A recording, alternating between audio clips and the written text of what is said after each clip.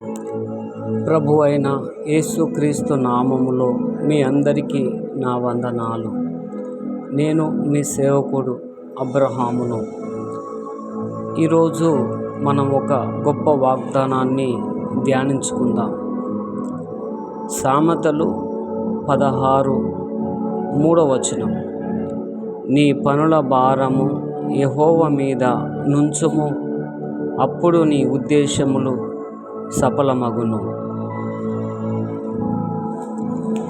శీర్షిక చింతను వదిలేయండి, విజయాన్ని సాధించండి అని ఈ యొక్క పరిశుద్ధ గ్రంథం మనకు తెలియజేస్తుంది. చింతను వదిలేయండి, మనం విజయాన్ని సాధించాలంటే భారాన్ని మోయకండి.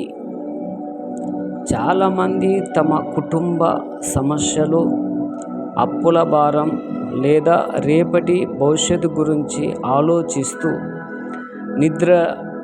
నిద్ర లేని రాత్రులు గడుపుతున్నారు. కానీ వాక్యం చెబుతుంది, ఆ భారాన్ని మీరు మోయకండి, దేవుని మీద వేయండి. తర్వాత అప్పగించడము అనేది ఉండాలి. సరెండర్ అంటే మనము దేవునికి మన పనులను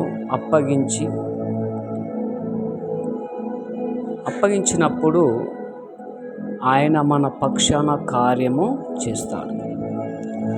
మనం భారము ఆయన మీద వేసినప్పుడు ఆయన మనల్ని ఆదుకుంటాడు. తర్వాత ఇంకో మాట కూడా కనబడుతుంది అందులోనే, సఫలత అంటే